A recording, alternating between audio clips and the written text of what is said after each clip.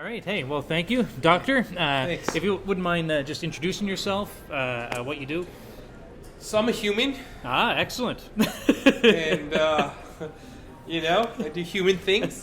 No, okay. Humaning is important. Yeah. Humaning is very important. My name's Dr. Ira Price. I'm an emergency physician, subspecialty in sports medicine, and I helped develop the medical cannabis industry in Canada Wow. And so how long has it been? How long have you been in the medical cannabis industry? since 2010. 2010. So 8 going Before on 9 years. any of this existed. You were the earliest, one of the earliest entrants into the whole. I was probably there was a few other doctors, not many of them were able to continue to practice medicine. Yeah. I was probably the first to do it on a long-term, ongoing basis. There Yeah. were others that were doing it for individuals, and I just opened a clinic and said, let's do it. Yeah. And your clinic is here in. No, I'm in Hamilton. Oh, you're in Hamilton. Yes, Oh, yeah, that's yeah. where you're based out of. Okay. Yeah. My clinic is in Hamilton and Burlington. Yeah. And so when did you open your clinic? 2011. 2011. And Yeah. wow. Yeah. So 7 years. Yeah. It's a medical cannabis clinic specifically. Yeah, it was initially when there were no others in the country, Mm-hmm. and we needed it. Eventually, I realized that that we needed to transition from just cannabis to that. The way that I talk about medicine in general is that collaborative approach, and you can't just treat one part of a person; you have to treat the whole person. So now we're a natural pain and wellness center. Ah, so okay, Yeah. so that's you've fully departed from the what's known as the norm of, Yes. of Yes. medical treatment. We are from. Yeah. Well, we still practice. I still do all Western medicine. Yeah. I just believe that it's a collaborative approach, and cannabis is one answer. So I'll use cannabis or plant-based medicine like cannabis, mixed with physiotherapy, yoga, and nutrition. Yeah. Wow. Yeah. So it's not about you. People don't come into your clinic and you don't. We're not a prescription mill. Yeah, you're not a prescription mill. You're not just like here's cannabis. See you later. No, people don't come to me for that. They Yeah. know that it won't work. Yeah. You dive into their whole approach and their That's right. whole lifestyle. Yeah, the approach is more important for So- me than prescription. Yeah. So what really drew me to this interview, and I just drank from a fire hose there during your speech for the last half Thank an hour you. or more, and it's opioids. Opioids. Yeah. So I really want to talk about that. I really want to dig into that, even though I just heard it all. But first, can you define opioids? What is an opioid? What categories of pills fall into that opioid category? Opioid is a narcotic that interacts with a part of your brain or a receptor in your body that has about 6 different receptors. Yeah. That causes an analgesic effect and Okay. a pain blunting effect. Yeah. Whether it's a delta receptor or a mu receptor. So That defines an opioid. So the on high, a technical term. okay. technical So sense. the high level of an opioid is opioids are used to dull pain receptors. dull pain receptors, yes, Okay, and so and improve analgesia. okay, and what is analgesia? It's improve like I don't know how to explain that to you. That's fine. I'll cut this part out. yeah. Just This isn't all for me. This is let's for just say that. Like we're just gonna say cut. that. We're gonna cut that Cut. part out. Dull. That's fine. Blunt pain receptor. It's not Yeah. too technical, but I was looking for a more technical answer. No, that's fine. No, I'm trying to do it.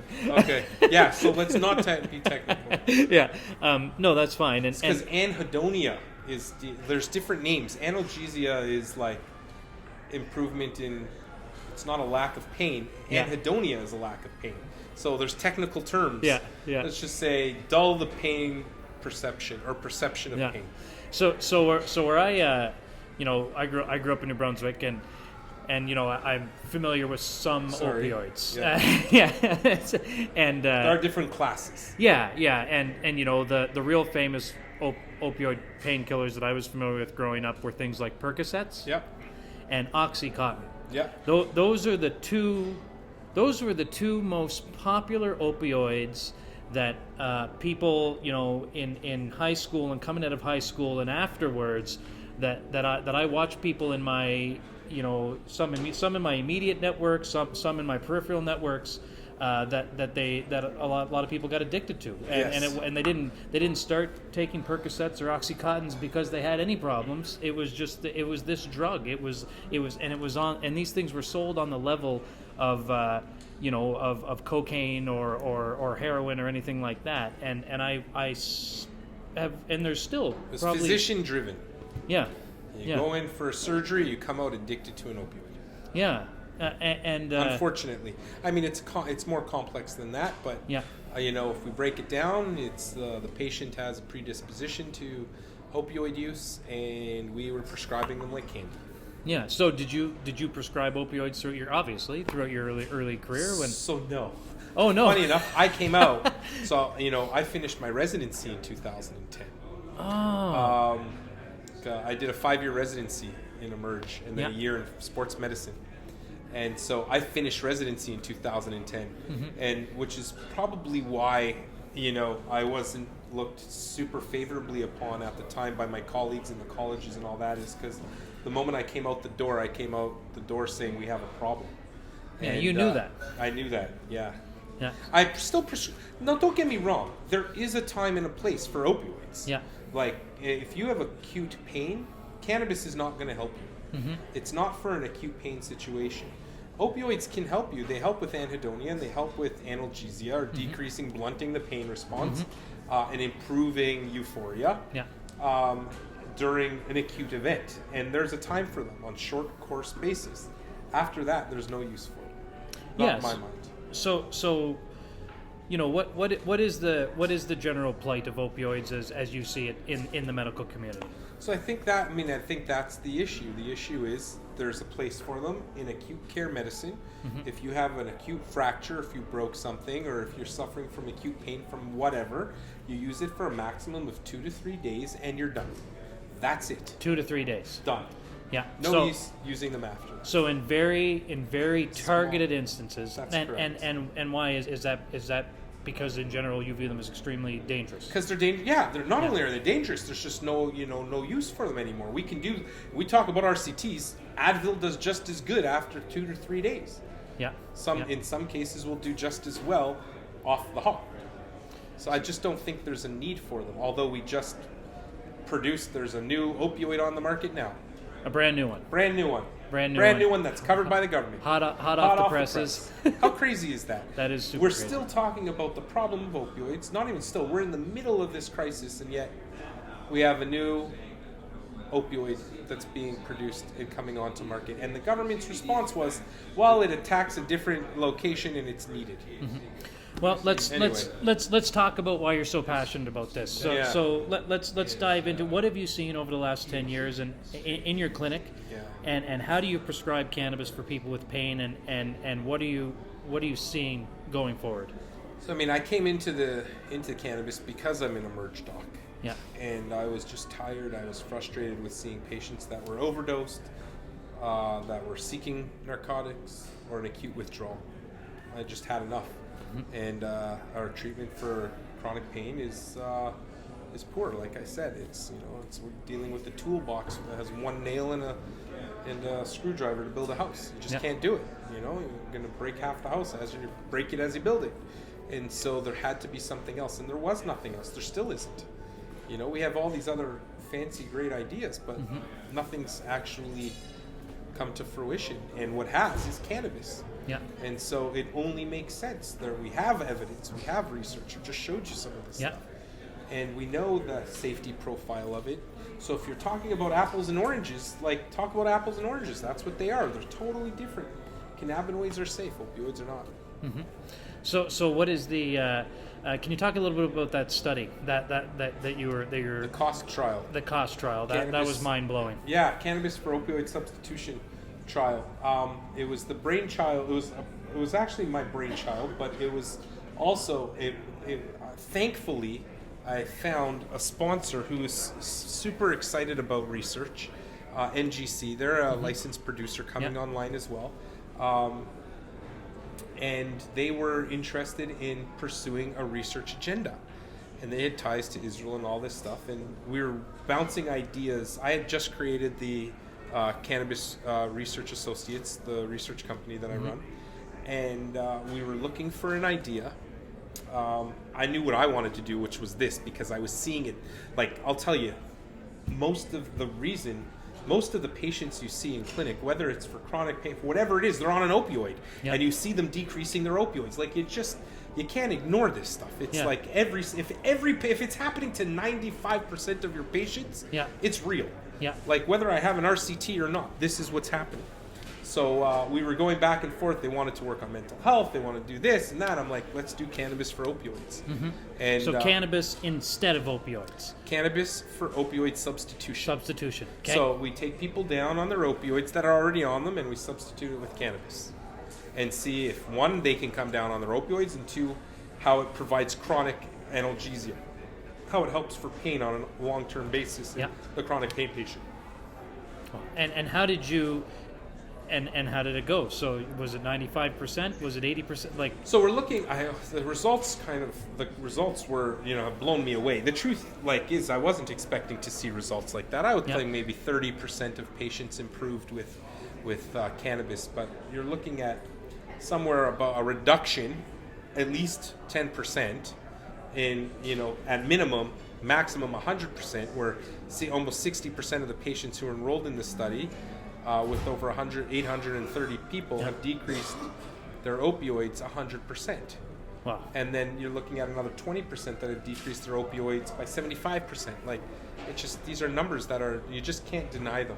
Unreal. And that was 1,800 patients, right? No, so that you've there are got involved 1,800 right now? patients we approached. Yeah.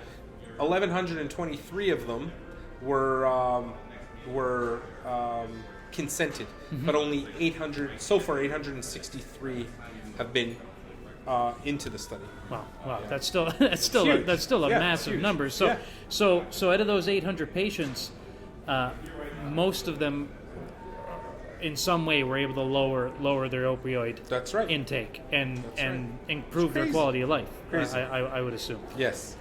So what do we? So what does this mean for the future of opioids in general? Is cannabis going to replace opioids altogether? I hope so. Yeah, I and hope that so. potential's there. The potential is there. Now listen, there's no one drug that's perfect for everybody. Mm-hmm. What I don't want to see here as well is people abusing, from a medical perspective, I don't want to see the same thing that happened to the opioid world happen in the cannabis world. Yeah. So, do I want people on this stuff for life? No. So I think the answer isn't cannabis, and the answer is not opioid. The answer is not exercise. It's everything. Yeah. We have to treat a whole person, not just their parts. We are the sum of our parts. Yeah. So is cannabis the answer? No. Is opioid the answer? No.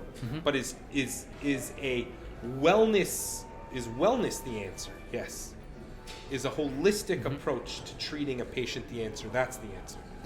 Let's use an example. I just want to run through something. So what about the people that are in massive methadone clinic lines these days, right? So this is and there's a huge population in Canada that are going into these methadone clinics, and I believe that's the epitome, right, of an opioid.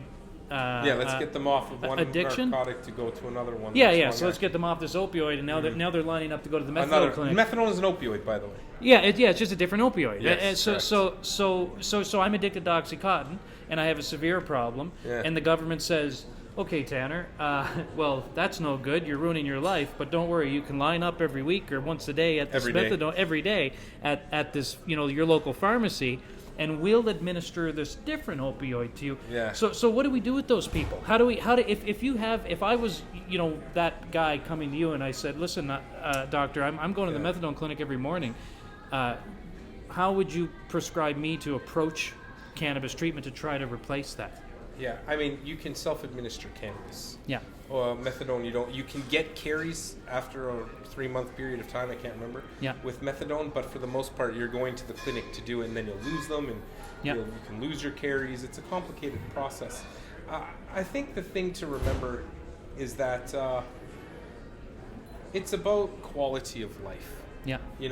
Is it easier to use methadone than OxyContin? Sure, because you're not going to, at least here they provided a safe environment to go and get their medicine versus taking 4 times a day or going to the local dealer or doing all this craziness. You can just go on methadone. Yeah. And you can be functional on methadone for the rest of your life. And unless any drug affects your daily function, it's not really an addiction. Yeah. Right? You have to be affected. It has to affect you socially. You have to spend your time. I mean, there's so many different definitions of addiction, but all of them include something about affecting your daily life. Yeah. And so if methadone doesn't affect your daily life, then continue it. Yeah. It's, I'm not opposed to it. I just think there's a safer, better alternative. Opioids tend to bring you inwards. They make you sort of quiet. They make you sort of feel like down and tired. Where cannabis, you're like open to the world. You're back at work. You're feeling good. Yeah, you can function. You can function because that's what I hear all the time. People say, well, cannabis. Actually, I hear this coming from people who drink a lot of alcohol. Actually, who are very against cannabis. So every now and then I run into. I actually had a conversation like just a couple weeks ago. The guy said, "Well, I have a drinking problem. So the last thing I want to do is have a cannabis problem." Right. and my comment to him as a person who has, I've never smoked a joint and done anything I regret, but I've had a few too many beer and I've got some regrets from those parallels. And I said to him, yeah, exactly. And I said, well, and I guess essentially what I was trying to say, but it wasn't coming out very well, was that, you'd be better to be addicted to cannabis than you would be to alcohol. I just go to addiction rates, right? Go to the addiction rates for alcohol are 22, 23%.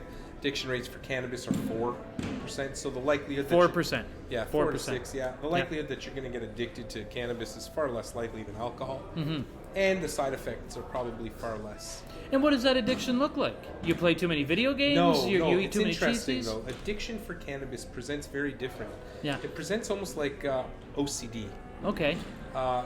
Where the regular addiction is if I put a $100 bill or an 8-ball in front of you, you're going for the 8-ball. Yeah. Whereas the cannabis person, you put a gram of cannabis or you put $100, you're going for the $100. May buy cannabis, but they're going for the $100. Yeah. So it's that reward is very different. It's a very big distinction. Yeah. But where it does show up as a problem is that patients that use cannabis, and I don't blame this so much on the addiction of the properties, I blame it on the societal effect of how cannabis is used. You got to use cannabis, your favorite strain, in your favorite location, with your specific friends at the specific time of day. It's very ritualized. Yeah.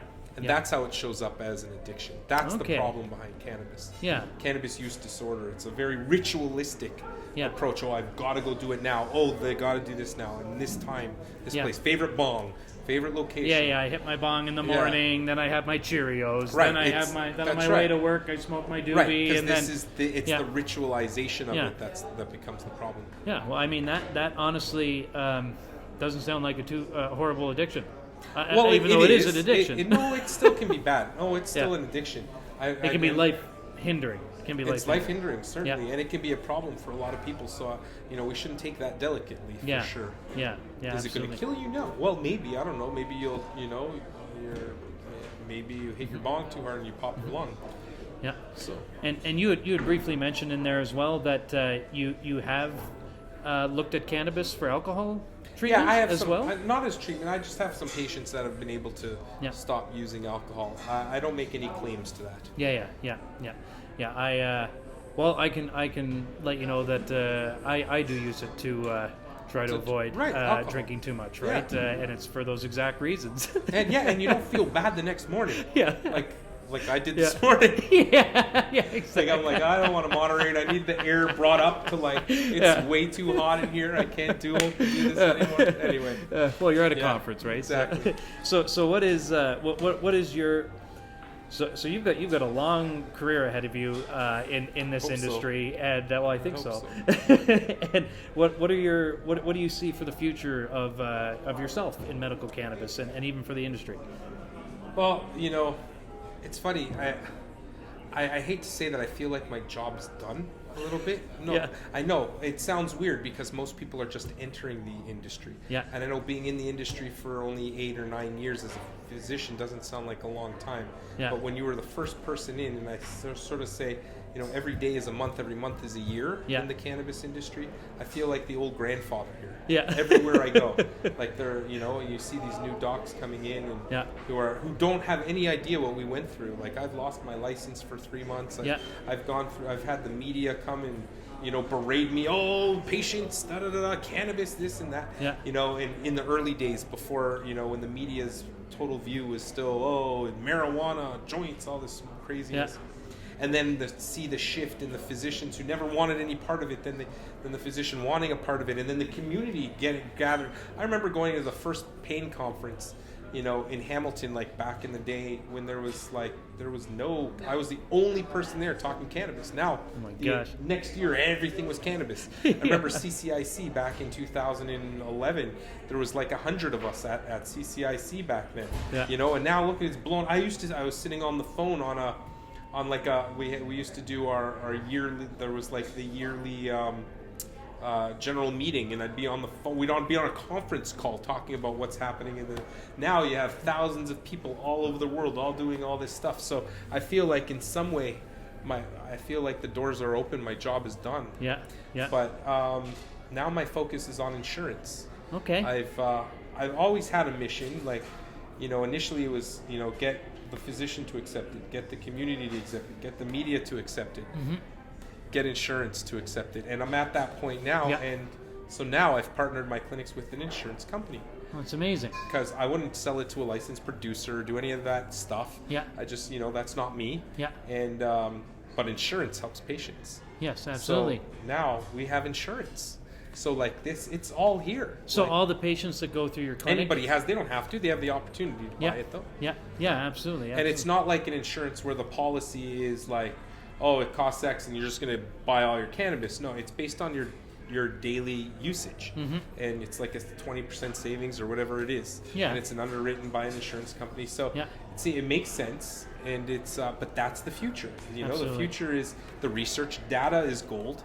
And the research that'll continue coming out about cannabinoids, and we're going to revolutionize the way cannabinoids will revolutionize the practice of medicine if given the opportunity. And that's really where my goal is right now. Well, it sounds like you're well on your way, and I so. look forward to all your upcoming research. Thanks so much. Thank you for your time, Doctor. Thank you. Appreciate it.